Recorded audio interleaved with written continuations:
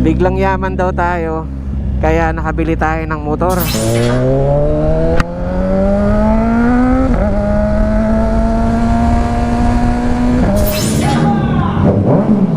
Yun. So guys, atras tayo guys. Akala ko naman milk tea shop.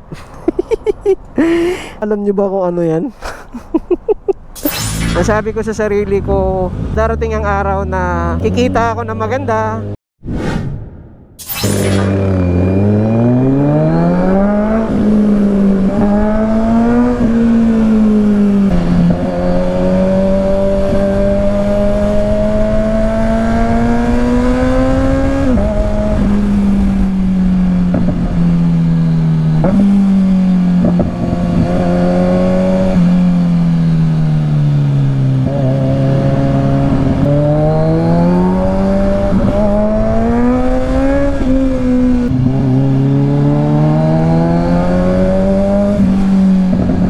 Magandang Sunday afternoon mga katodo. Welcome back. Medyo ganado tayong bumirit-birit doon kasi hindi masyadong marami ang sasakyan. It's a Sunday. Enjoyable sana, no? Enjoyable sana yung gantong weather kung wala tayong maintenance. Shout out sa mga kagaya kong nagme-maintenance dyan. Hindi tayo basta-bastang lumalabas gawa ng, alam mo yon, may maintenance tayo, may high blood tayo. Tito gaming na tayo eh. So kailangan nating i-take consideration yung klima. Yun nga mga walang nararamdaman, nagkaka-heat stroke. So dun tayo kinakabahan mga katodo, no? Baka mamaya biglang sa daan tayo abutin. Ako po, wag naman po sana. Kaya medyo mga gantong oras tayo lumalabas. At least, no, mga bumababa ng onti ang heat index.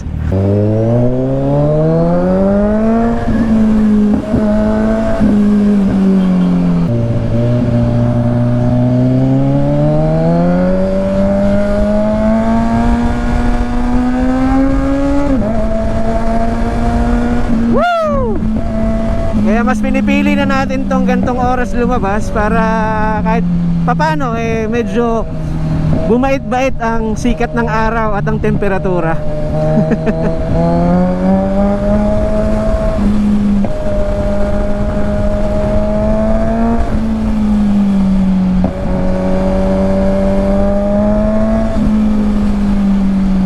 Yung init ngayon, iba, steady siya. Kumbaga mahanginan ka, hindi pa rin ganun ka-presko. Siguro pag mga tumatakbo ka ng mga lagpas 100, ganun siguro, medyo presko-presko na. Eh, yung problema pa natin sa mga hindi pa nakakaalam, no? Pa-share ko lang. Kinapos po tayo sa height. At dahil kinapos tayo sa height, itong ating windshield, eh supposedly naka-sport position siya. Pero hindi pa rin tinatamaan ng aking balikat. Kumbaga, nasa helmet ko lang siya sa may visor banda. Hanggang dun lang yung deflection kasi makikita nyo naman eh. Ayan o. So mainit pa rin.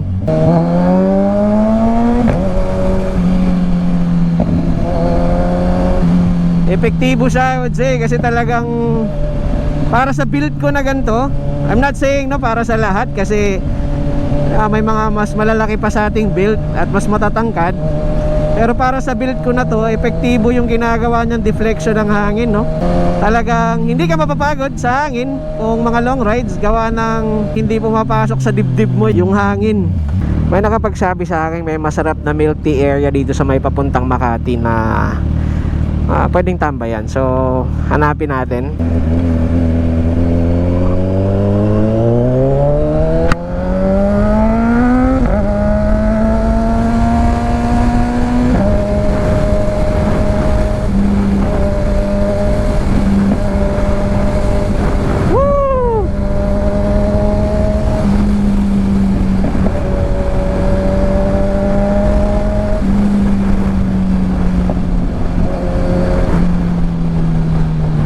Masarap din naman mag-cruise dito sa Metro Manila.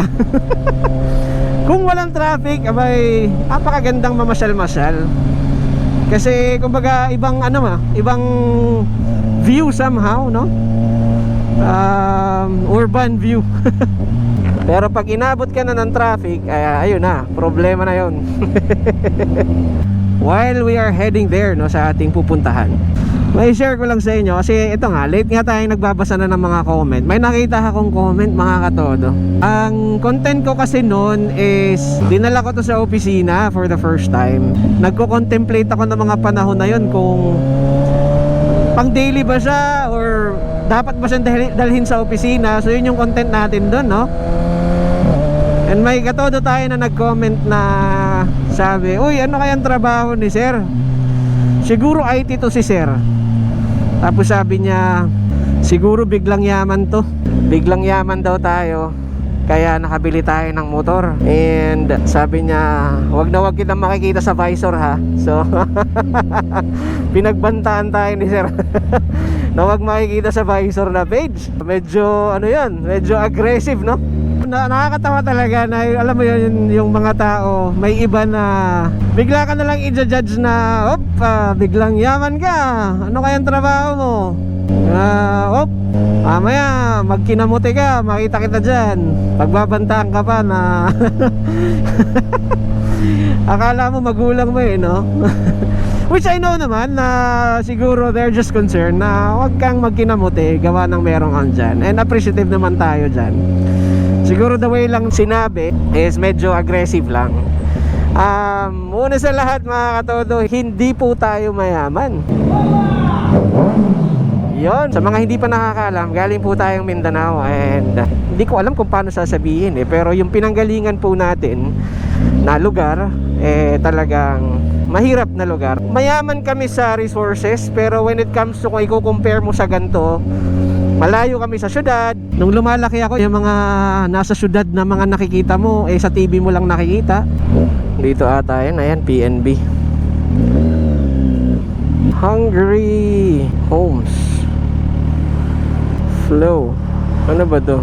Ayan, dito na muna tayo guys. And ayun nga, na yung lugar namin, kung i-quantify mo ang pagiging mayaman na lugar sa mga buildings lang na nakikita mo, hindi ganun ang lugar namin.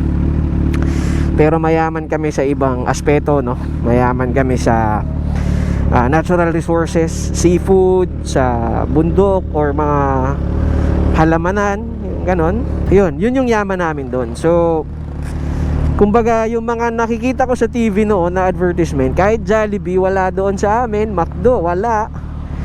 Sa TV ko lang nakikita. Ganun ko ma-describe yung pagkakaiba ng yaman ng lugar namin sa yaman na nakikita natin dito sa Metro Manila o sa kahit na anumang syudad, no? So guys, atras tayo guys. Akala ko naman milk tea shop.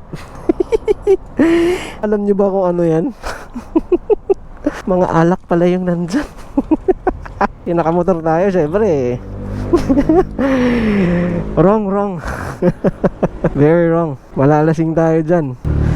Pero may mga drinks din naman, pero mukhang high-end siya But anyway, ayun nga, mahirap ang buhay doon in terms of yung kikitain, alam mo yun, yung pera, sa paghahanap ng pera. It's not the same way as dito, na kumbaga maraming pwedeng pagtrabahuhan. Ayan matutupad ang ating tunnel bomba today dito sa may EDSA.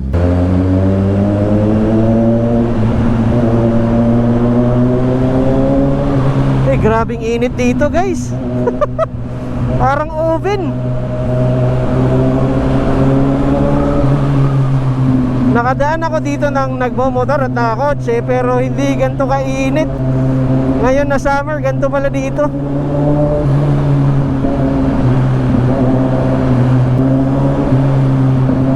Hindi ng tunog, bumomba tayo.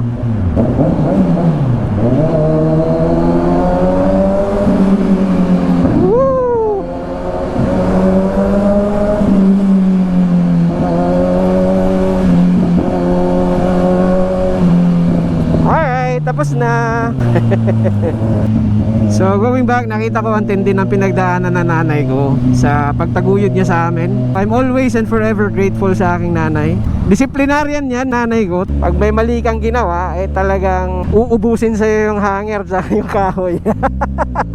That's how I was brought up, no?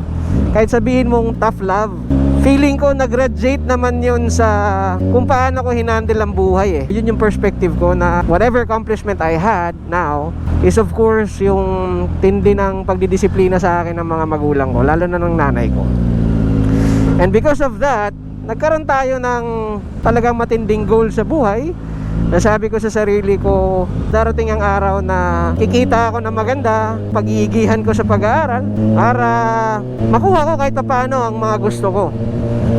So ayun, yung suporta ng airmats ko, na padala tayo sa magandang institusyon dyan sa Cagayan de Oro.